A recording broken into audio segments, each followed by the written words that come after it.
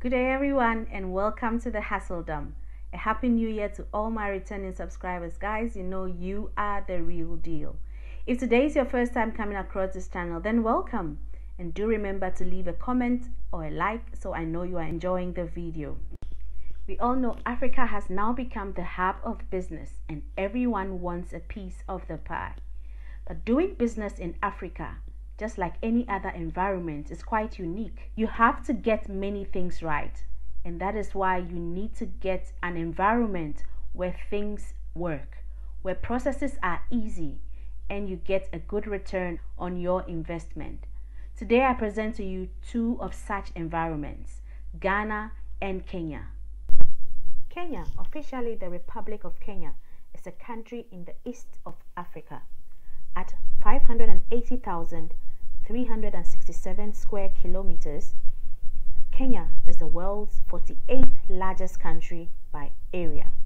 With a population of more than 47.6 million in the 2019 census, Kenya is the 29th most populous country.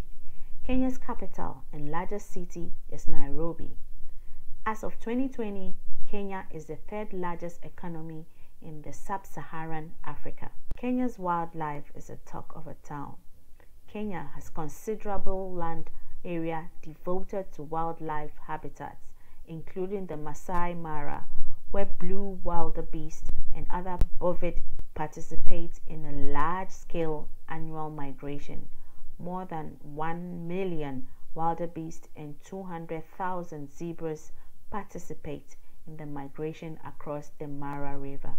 The big five game animals of Africa, that is the lion, leopard, buffalo, rhinoceros, and elephant, can be found in Kenya in the Masai Mara in particular.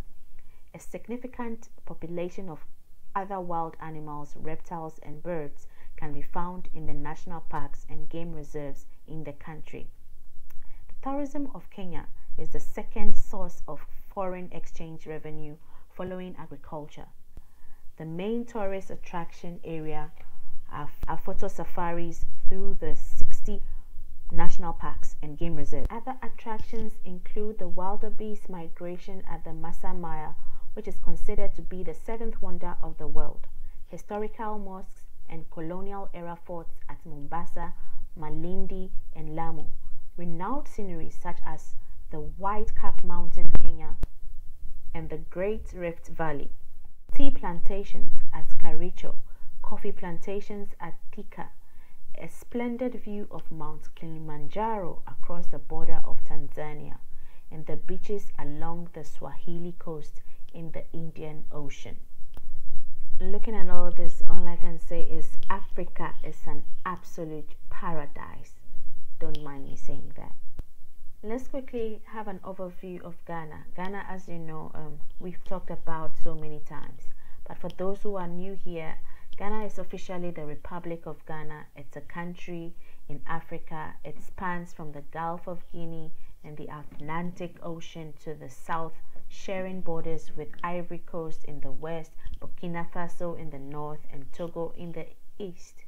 Ghana covers about 238,535 kilometers squared. With over 31 million people, Ghana is the second most populous country in West Africa after Nigeria. The capital and largest city is Accra. Ghana, just like Kenya, has also got a rich wildlife with a large number of mammals, reptiles, insects, and marine species to be found across the country's varied habitats. Tourists come to Ghana to enjoy its all-year-round tropical warm climate and wildlife. Ghana boasts of waterfalls such as Kintampo Waterfalls and the largest waterfall in West Africa, the Tagbo Falls.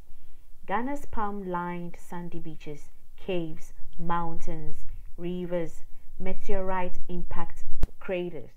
Not forgetting other attractions that include reservoirs and lakes such as Lake Bosumtwi or Bosumtwi Meteorite Crater and the largest man-made lake in the world by surface area, which is the Lake Volta. Ghana also has dozens of castles and forts, UNESCO World Heritage Sites, nature reserves, and national parks. When you want to start investing into a country, you normally need to know the economy, how safe the place is, how is the political tension, and how is their economy. We're going to be talking about the economy of these two nations. First of all, we're going to be talking about Ghana. I have done videos on the economy of Ghana compared to Nigeria, and I spoke intensively about how Ghana was standing, how their political climate was, and how peaceful it was to do business in there. If you missed it, please check it out. There are the videos on your right. In summary, the economy of Ghana is a mixture of private and public enterprise. It has a diverse and rich resource base, including the manufacturing and exportation of digital technology goods, automotive and ship construction and exportation, and the exportation of diverse and rich resources such as hydrocarbons and industrial material. In 2019, Ghana was referred to as the world's fastest growing economy. The economic challenges facing the country include high inflation, a high level of state debt, and heavy fluctuations in foreign direct investment. Also, corruption. 3 million people, that is about 10% of the population of Ghana, live in extreme poverty. Its unemployment rate is on an average higher than the rest of sub-Saharan Africa. Ghana's GDP per capita is about half that of other emerging developing economies. You use the old measure for its debt to GDP ratio. Its debt rose from 73% of GDP to 76% of GDP in the last few years. The economy of Kenya is a market-based economy with few state enterprises. Major industries include agriculture, forestry, fishing, mining, manufacturing, energy, tourism, and financial services. As of 2020, Kenya had the third largest economy in sub-Saharan Africa. Until the COVID-19 pandemic, Kenya was one of the fastest growing economies in Africa, with an annual average growth of 5.9% between 2010 and 2018. With a GDP of 95 billion, Kenya recently reached lower middle income status and has successfully established a diverse and dynamic economy. However, Kenya continues to face significant challenges to sustainable and inclusive economic growth. This has been made worse by the COVID economic disruptions, alongside long-running challenges including corruption and economic inequality. 2/3 of Kenyan population lives in poverty, actually below $3.20 per day, and have since independence. As a result, the majority of Kenyans, particularly women and girls, can be considered chronically vulnerable. There is a persistently large gap between the rich and poor, with approximately 70% of Kenyan families chronically vulnerable due to poor nutrition, food insecurity, and preventable diseases spanning generations. Many Kenyans suffer from economic inequality, while a majority elite continues to capture and exploit their labor, resources, and opportunity. So now the question is, which of these two countries should you invest in? One thing we need to note is that doing business in Africa, like other environments, is unique. You need to get many things right, and this is a reason you need to choose an environment where the process is easier and brings you a good return on your investment. According to the World Bank, Kenya is one of the world's top performers in starting a business and getting credit. The country, ranked 56th globally, has collaborated with American giant IBM to build a technological solution that can help its various agencies solve diverse business issues, including property registration. Kenya's economy has witnessed enormous growth between 5 to 6% in recent years. The country is also one of the major ICT hubs on the continent, home to many tech set up with various sectors, including fintech.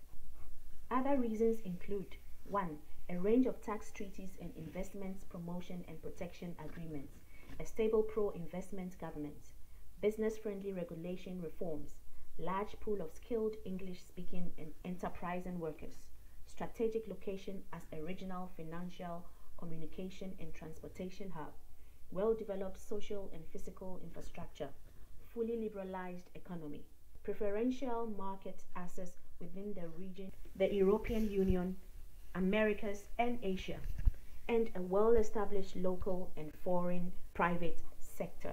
Okay, now why do business in Ghana? The government is committed to implementing policies that reduce the general cost of doing business in Ghana and to promote investor confidence in the country. With a stable multi-party government that is committed to market liberalization, Ghana has been ranked as one of the most attractive locations for doing business in Africa. Other factors that make Ghana a competitive investment destination include a sound microeconomic environment, immediate access to all markets of the Economic Community of West Africa, ECOWAS, 100% foreign ownership is permitted, ongoing privatization in key economic sectors, ongoing infrastructural development, expanding stock market, competitive labor force, availability of skilled and trained labor, quota-free access to USA and Europe Union markets, export-free zones where goods traded with other countries are exempt from custom duties and some laws, fast developing financial infrastructure, high degree in personal safety, and a warm and friendly people. You all know I'm Ghanaian and I'm bound to be biased, but I'm also African, and then Kenya sounds interesting to start a business in. But the decision is yours. With this video, I'd like you to decide what seed do you want to sow and which soil do you think is fertile enough for that business. Thanks for staying tuned and see you in my next video.